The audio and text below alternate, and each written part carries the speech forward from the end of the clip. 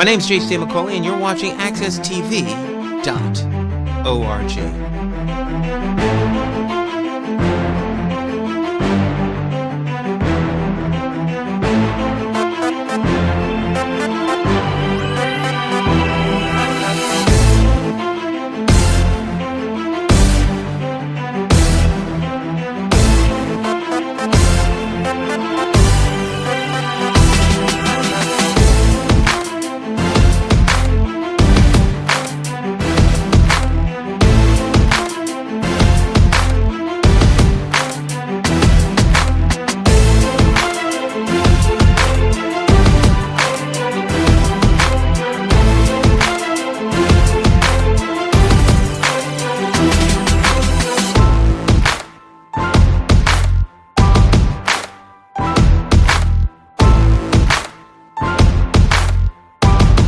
Good morning, beautiful people. Welcome to Building Minds Forever. I'm your host, Brain and Frame.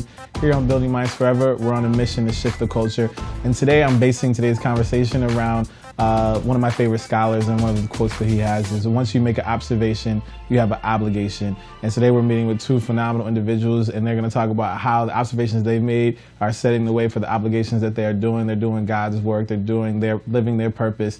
And so just get into today's conversation. Our first guest is Gary Knighton of the Giant Slayers Conference.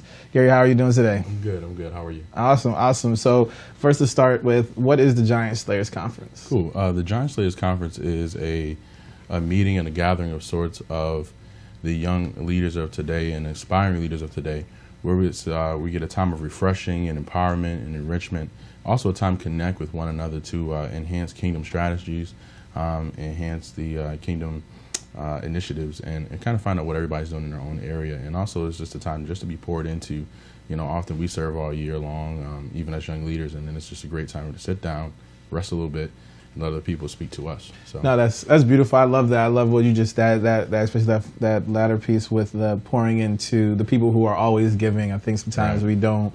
Those people who give and who are just out there doing the work, they need to be refreshed, and we don't always get that. And so that's what leads to people burning out or quitting or say this is not for me anymore. So that's beautiful. Why the title Giant Slayers?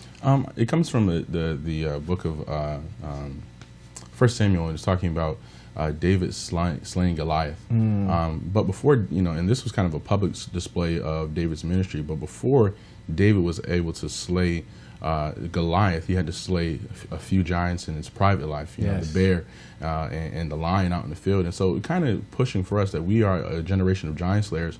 But I love that Ashley Ramsey, who's the head of the conference, has kind of put the focus on, you really need your private life in order before you get into public ministry and start doing public things. No, absolutely. So, I completely agree with that. That's right on. I think about, as us as men, the things that we just deal with, as men, and the things that we deal with on our own, and how we have to push through so many different things to really follow in God's purpose and why he has us on this earth, not just for our individual purposes, but just as man and what man's purpose is in life as well. I noticed that the theme is misfits. So can you get into a little bit about for the theme this year around misfits? Sure. The Bible says that we are peculiar people. We've been called out of the world. We're not of the world anymore. And that kind of makes us misfits. We don't fit in. But there is an acceptance in God. One of the cool things about being a Christian is that you may not be accepted in the world, but you are accepted in the beloved. And kind of pushing that fact that we are, if you will, a band of misfits, but if you will, rebels for a good cause. Because today, to be a rebel, you kind of have to go against culture. Anyone going with culture is already a conformist of a different kind. Yeah. So, yeah. I like that. I love it. So, when I was doing some more research, I noticed that there's different types. It's not necessarily for one group of people, but it's for people who potentially want to be called, who think they're called into ministry. How does one know, like, if they're to be called into ministry, or if they're supposed to, or even if you're called, are you supposed to just serve on one of the ministries in the church? Are you supposed to start your own church? How does one, really decipher between the calling and then also not allowing, I think, like, the humanness of it. So like I think sometimes when people are called, like I'm called, oh, I'm supposed to start my own church. Right. But that's actually not necessarily the case. Like you're supposed to do the technology ministry, you know, or you're supposed to do the men's ministry. But overall, just initially, how does one know what was the feeling, or how someone can be able to know that they should be in the ministry? Okay. Well, I'll start with the first question. How do you know you're called? I guess you'll know, and it's a very tough way to put it, but it's something that you won't mistake for something else. When God begins, if God's biggest desire is to see you in ministry, you're going to know about it. He's going to make that evident.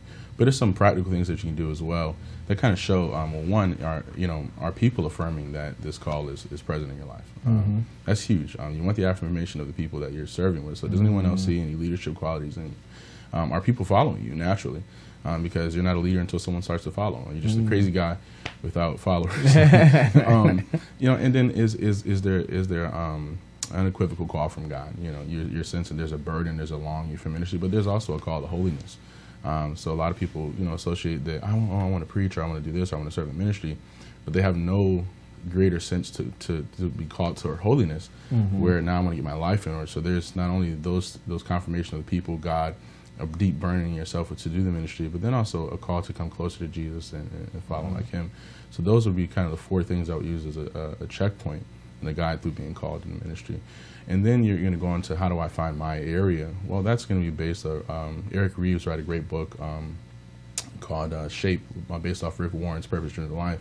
He kind of talks about your spiritual gifts, your heart, abilities, purpose, and experiences, and all those things kind of shape together to kind of show you, kind of guide you to where you are. For me, it's the preaching ministry. For other people, it might be serving in the parking lot because they love to greet people and they don't really want to be in the front. So it kind of goes with your natural charisma, with your personality. So. No, I love what you just said there. Especially like it might be somebody who wants to be in the parking lot. I think because like I think about the times that I've gone to different churches, you don't even think about necessarily that person. Right. And like that's where they feel that they're called to be a part of this church, that church family. Right. So I love that you spent it that way as well. That's beautiful. So for those looking to attend, who should be looking to attend the Giant Slayers Conference? Really, people of all ages are welcome to come and should come. But we're really getting at that. Say maybe 18 to 35-year-old population, that young adult, who's not in youth ministry anymore, but they really don't feel a part of the baby boomer connection. Yeah. So that kind of, and even that band of misfits right there is who we're targeting. And they don't have to be leaders yet. They can be aspiring leaders. They're looking toward leadership. Maybe they're sensing a call from God into a particular area of ministry. We want all of them, anyone. Okay, and so that leads me into the next question, and I noticed there's a variety of different topics. Before we get into like some of the speakers, I want to really cover one of the topics, and it's evangelizing to millennials. I think that's we could do a whole show on that. Maybe we'll have to talk about that and see how we can pull that together, because I think it's a very important topic.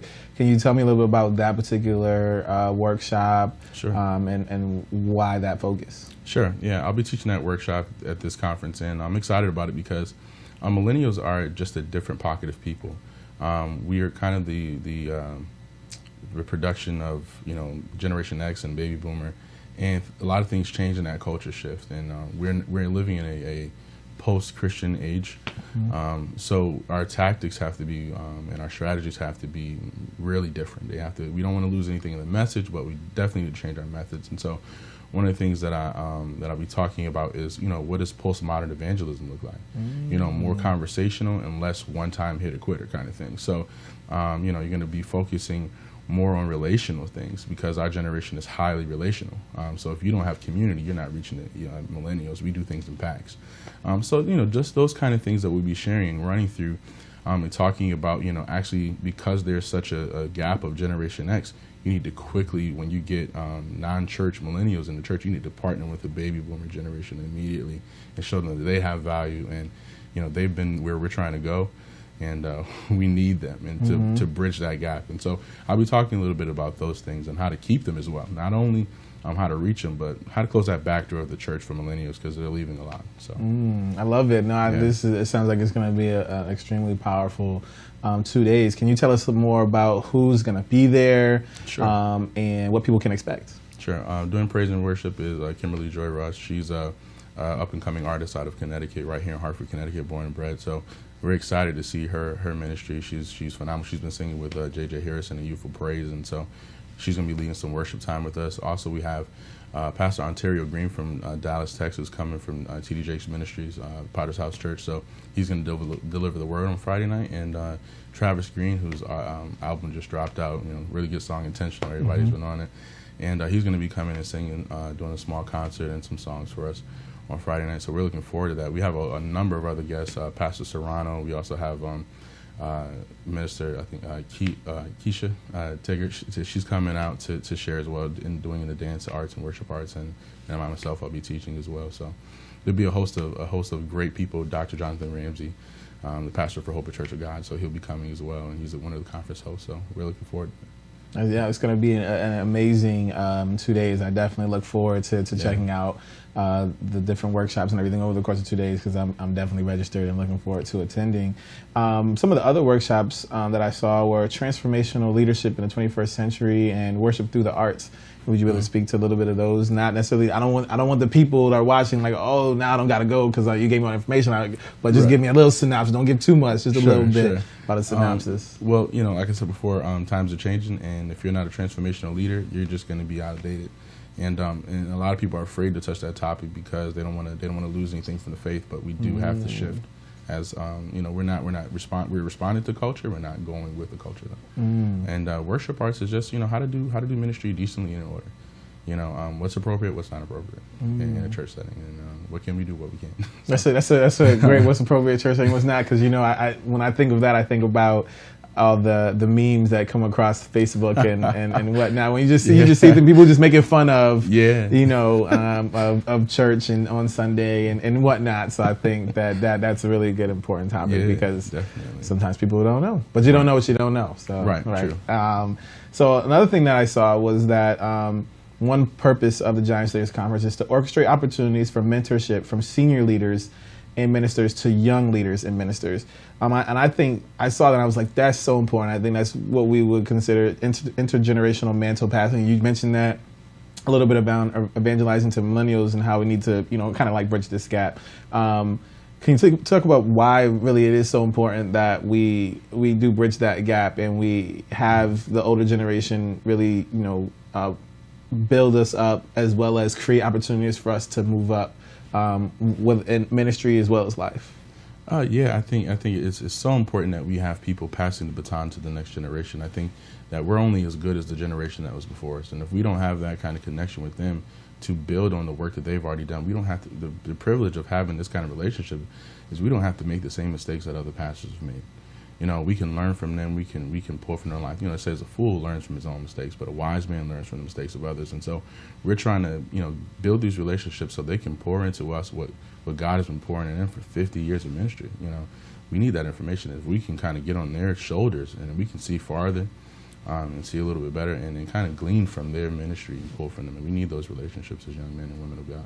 Absolutely. And so the last question that I have, as you said, women and men of God, and focusing more on this men of God and men in church. I just some of the conversations that are being had in various places, that men aren't in the church as they're supposed to be. So they're not necessarily understanding, that they should be the spiritual bedrocks of their households and their families. What's your thoughts on, men in church, and how can we build strong male ministries within the church? Yeah. Well, men are a very interesting group when it comes to church, because I see one of the major problems that I see is that a church will reproduce what it already has. So if you have a bunch of young mothers in your church, people who come are going to be drawn to that because they see that in their church. So if you come to a church and there's 80% women and 20% men, I might, practically just think, okay, maybe this is for women. And so I may not even find my place. Even as a young man, I had a hard time figuring out how do I appropriately worship God and not look feminine. So that was tough without men. So I was glad I was able to go and find a young elder. And I watched him worship, and I was just like, okay, that's how I do it. But I think what we need to do is really need to appeal to what things that men like, and show them how their work is actually making a difference, and let them lead. I was talking to a group of young women the other day at a prayer thing, and I was the only guy. And I was like, well, when they get here, you have to show them that you want them to lead. And that means that women are going to have to take a step back in the church. And not to say women shouldn't be doing ministry, but if you want men to take his rightful place, you got to get out the way. You're spot on. It makes me think of this sermon or this series that I'm listening to currently called The Man Cave. Yeah. It's out of this app that I have called The Brook. And it speaks to that. I'll make sure I get you the information, because I think it really, what you just said is what one of the sermons called "It's My Responsibility," and he speaks to that. We don't have enough time to get into that, so we're gonna have to just have you back on the show. Sure. And we're gonna create a whole segment about men in church, and we're just gonna make that happen, because I think it's important for us to have that conversation on Building Minds Forever. But Gary, thank you for coming on Building Minds Forever. How do people register? Get information about the Giant Slayers Conference? There's several different ways. You can go to our links on Instagram, Facebook, Twitter, but giantslayers.org, and you can register there. I believe the registration is still at $20 a person, so please get on, and that's the pre-registration price. I believe it will be a little bit higher at the conference, so please get in there now. It'll be a great time. And that's how they get all the information.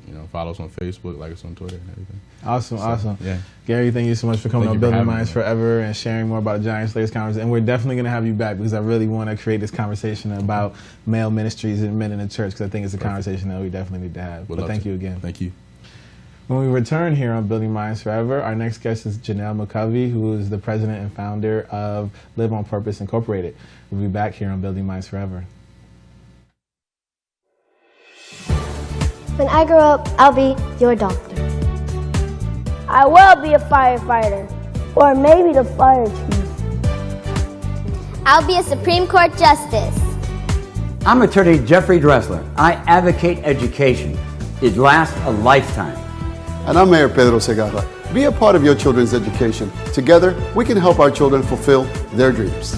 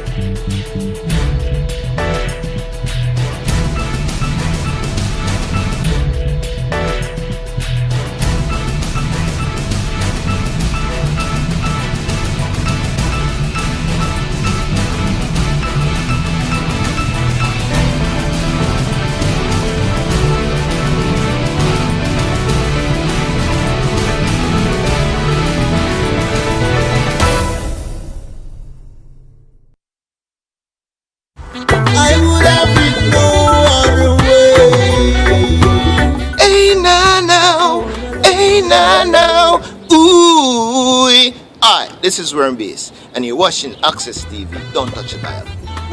Only you. Only you. Hey. Welcome back to Building Minds Forever. I'm your host, Brandon Frame, and as you know, here on Building Minds Forever, we're on a mission to shift the culture. And today, this conversation is all around M.K. Asante, who's one of my favorite scholars, and his quote, "Once you make an observation, you have an obligation." And our next guest is doing just that. She made an observation, and now she has the obligation to live out her purpose. And so our next guest is Nyesha McCauley, founder and president of Live on Purpose Incorporated. Thank you for coming on Building Minds Forever. Thank you for having me, Brandon. Awesome. So first, what is Live on Purpose? Okay, Live on Purpose is an empowerment and personal development group for teenage girls, so between the ages of 13 to 18 years old, and we are seeking to empower them and to basically give them a sense of self-worth within the community. I love that. I think that's extremely important, especially for our younger. I have 3 sisters, so I know how important that is. But why the name Live on Purpose? Basically, Live on Purpose originally started as a line of apparel. So in 2013, I said, you know what, I want to create a line of apparel that would serve as a visual cue to women of all ages. And so I set out to do that. I had a fashion launch, and it was very successful. I got a lot of great feedback from the community. but I didn't immediately feel like I was having a direct impact. And so I said, you know what, I need to do something that is more impactful. But I have been given the name Live on Purpose, have been placed in my spirit because I just realized, you know, everything that we do needs to be done with intent, and it needs to be done with purpose, but on purpose. Every moment we have to breathe, every opportunity, every interaction that we have, it needs to be done with purpose. So that's where that name came from. Exactly. And so that leads us right into the next question is her journey, right? And creating that tangible impact, which is exactly what you're doing. Can you tell us about the Her Journey conference that is coming up this Saturday? This Saturday, yes. So Her Journey is a conference that was created by women for women. And basically we want to unite women from a global perspective, and using godly instruction, we want to help liberate women from the bondage, from just different things that we go through as women, different things that we go through in life. We want to liberate them and really catapult them into the way of their destiny. I'm excited. I wish I could be a fly on the wall. Absolutely. So why is it important for us to have this empowerment for women and girls? Well, I feel like women were often degraded. We often have just a small sense of self-worth. And we see that from reality television. We see that in the media and through music. And so it's so important that we really hone in on who we are, what we're placed here to do, so that we can really make an effective change in our communities. So that leaves me with that, and I think about some of the things that you mentioned, and I think that, I think about our role as men. And so my question is, what can we as men do to also be better advocates for women and girls?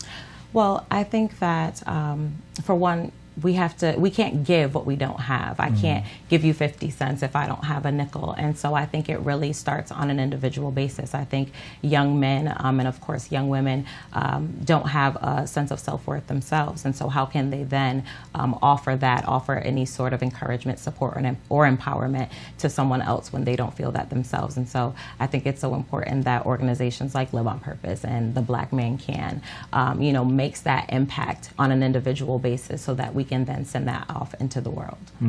Absolutely. I love that response. So getting right into the Her Journey conference, which I know lots of people are very excited about. Who are some of the speakers that you have coming to the Live on Purpose Hartford conference? We have Pastor Ryan Perkins, who is coming all the way from Covington, Louisiana. He'll be speaking on leadership. We have Connecticut's own Kristen Hopkins, who will be speaking on business and entrepreneurship, as well as the dangers of the mind. I myself will be speaking on godly relationships. And then we also have doctoral candidate Alicia Hodge, who will be speaking on mental health and self-care. Oh, I love it. I love all those topics are exactly the things that we need to be focusing on as a society, but definitely for our young ladies and our women as well. Right. So you spoke about it. You'll be speaking about godly relationships. Right. Can you? I don't want you to give everything. I want people to be there and hear this. Just give me a little synopsis of your talk and what you're going to be speaking about. Sure. And why I'm especially passionate about this particular area is because I was going through a season in life where I had asked God to, show me who's here for me. We want to be supported. We all want to feel connected and empowered ourselves. But I wanted to really be shown who is here for me, who supports me. When the chips fall, who has my back. And so he began to speak to me on, godly relationships, and began to show me divine friendships that he set up, that he purposed. And at the same token, began to show me individuals that I thought, were by my side, weren't exactly for me. And as tough as a bullet, that was to bite, I thought that it was very important that we also educate other people on, who's here for you. Divine connections, divine friendships, divine relationships, be it romantic, be it, personal, be it professional, but being able to really understand what are the traits of a godly relationship, something that God ordained. Absolutely. No, that's exactly what people need to hear. And that's the conversation we need to be having amongst individually as men and as women, and then ultimately also having that conversation education together, because I think that will allow us to move forward as a society. So one of the questions that I have, just listening to that, makes me think about, and I think about the different things that you're going to be covering at the conference. What is your thoughts on trying to balance? So I think it's like a dominion over duality, right? So we have the misogyny that takes place, but then there's like the turn up that kind of comes with that, and having a good time, but then, you know, having a godly spiritual foundation. How do you balance those two? Is it possible? What are your thoughts on that? You know what? I think we all have seasons of our lives, and her journey is exactly that. It's, you know, talking about the various seasons that we go through in our lives. And so, you know, yes, there's a period of time where I was turning up too at one point. But then I had to get beyond that, and I had to really analyze my life and what I wanted out of life, the legacy that I wanted to leave. I have a 5-year-old son, and so I wanted to make sure that the impression that was being made around him was a positive one. And so I think that we do have to go through a season of perhaps turning up, but I think there definitely comes a time where you realize that's not what life is about. Life is really about my purpose and how I can, you know, build up the kingdom of heaven, and how I can make an impact here on earth that will transcend even once I'm gone. So I think that it is possible to balance, because you can still have fun and be in church and be saved and all of that sort of thing. But you just have to know where your focus is and really what your intent is at the end of the day. Amazing answer, right on, spot on. And I think that's like I might even have to do a show on that, like that, just that topic and conversation right there. So in your opinion, what are some of the, you know, as you work with young girls and women, what do you feel like maybe like 2 or 3 of the most pressing issues that women and girls are facing today? I think the biggest is rejection. I think a fear of rejection is huge, and so we almost compromise ourselves to be accepted. And I think that's a large part of the perpetuation of this misogyny or this misogynistic culture, is that there's such a sense of or such a desire to feel connected and to be supported and to be liked. And so we compromise ourselves. We set down our dignity. We set down, you know, morals to be accepted. And so I think that is one of the biggest, if not the most challenging area for women is fear of rejection. Absolutely. No, that's huge. But that's why Live on Purpose exists, and that's why you have the Her Journey conference to help to maneuver through that and live on purpose. When I was on the website, I came across a Bible verse. It's Philippians chapter 1, verse 6, was being confident on this very thing, that he which hath begun a good work in you will perform it until the day of Jesus Christ. Why is that on the website, and how does that relate to you and the work that you do? Well, for me, that scripture kind of goes in hand with Jeremiah 29:11, which says, I know the plans that I have for you, plans to prosper you, not to harm you, to give you hope and an expected end. And, you know, life takes us back to seasons. Life takes us through so many different transitions, and we often lose sight of the goal, and we often, you know, wonder, well, you know, does God really have anything in store for me? What am I here for? What is my purpose? But we have to be mindful that God does have a plan for us, and it's not to harm us, but it is to give us an expected end, and that God will complete that work in us despite what we go through, despite obstacles, despite challenges, that he will complete that until the day of Jesus Christ. I'm just, you know, we took up offering today, but I just love it. I also, so you mentioned, you know, at the beginning was the clothing line. Yes. And so I saw some of the T-shirts there. They're really cool and amazing. But one quote really stuck out to me, and I was like, I have to ask you about this. It says, "Purpose will take you where passions won't." Yes. And I just need you to tell me more about that, because I think it's true. Yes. You know. Yes. It's so true. I can think about my own stuff. That it hit me because it hit me, you know, personally. So please tell me more about that. Absolutely. So I came up with that because I realized that we're passionate about a lot of things. Growing up, I was passionate about sports. I was an athlete practically all my life. And so that was my passion that drove me to do a lot of things. It drove me away from, you know, drugs and alcohol and staying out in the streets because I was passionate about, basketball and wanting to make sure that I was at the top of my game. But what I realized in my adult life is that passion won't take you as far as your purpose. And your purpose is so much bigger than just we ourselves, but your purpose really has a major effect on those around you. And so, your passion absolutely will take you far, but when you tap into your purpose, it takes you to heights and to levels that you would never expect to go. So that was really the basis of that quote. Absolutely, Yeah. and we're watching you take it to new heights. So that's absolutely amazing. The 5 pillars of purpose. Can you tell us a little bit about that? Sure. and how you created these 5 pillars of purpose? Absolutely. So creating the 5 pillars of purpose was basically kind of the framework for human existence, mind, body, and soul. So we have sisterhood and self-love. We have service. We have scholarship. We have fitness and wellness, and then personal development.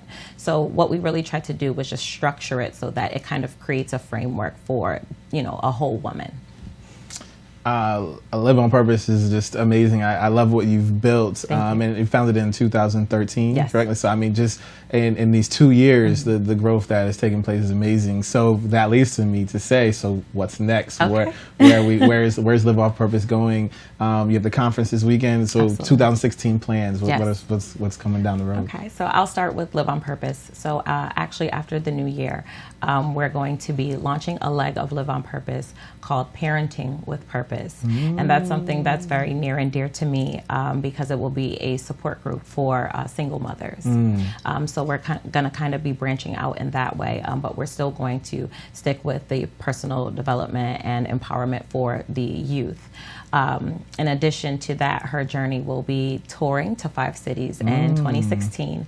And we're not limiting ourselves to just the 5 cities, but we're starting off with 5 cities. And so next it'll be New Orleans, Louisiana. Following that will be Huntsville, Alabama, Atlanta, Georgia, Dallas, Texas, and then we'll be wrapping it in Washington, D.C. I'm excited, and just to hear the growth and where you're going to take it is just phenomenal. Thank so you. Congratulations on all Thank that. you. So if people want to get involved, donate, attend the conference, get in touch with you, Absolutely. How do people get more information? Absolutely. So all the information can be found on our website, which is www.liveonpurposect.org. There they can donate. They can also email us at liveonpurposeorg@gmail.com. They can get in touch with us both ways, and they can certainly find out more about the conference.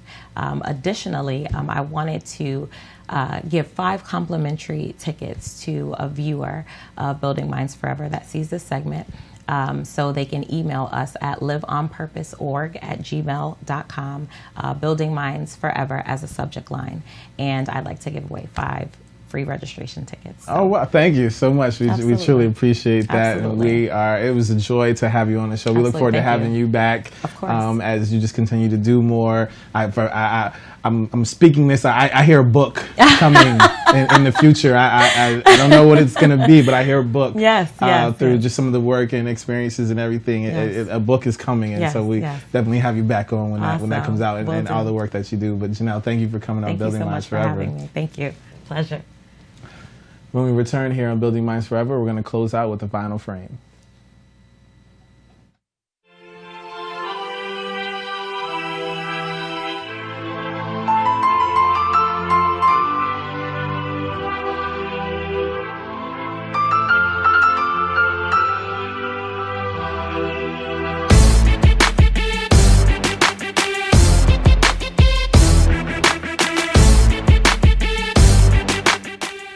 Once you make an observation, you have an obligation. These are the words of noted scholar M.K. Asante. In life, we observe things on a daily basis. We see many wonderful and amazing things, and we see things that are tragic and make our hearts heavy. Regardless of what we see and how we see, the truth of the matter is that once we make that observation, we have an obligation to either tell someone the good news or make change. Today, we have met with Gary Knighton, with the Giant Slayers Conference, and Nyesha McCauley, founder of Live on Purpose Incorporated. They both made an observation and now have an obligation to pour into others and change lives through their endeavors. ideas. Ideas are spiritual children seated by God inside of all of us. Both Gary and Janelle are allowing these seeds to blossom into flowers with a fragrance that provides hope, uplifts, empowers, inspires, and educates. Thank you for tuning in to Building Minds Forever. Remember, be different, be great, and never stop. See you next week.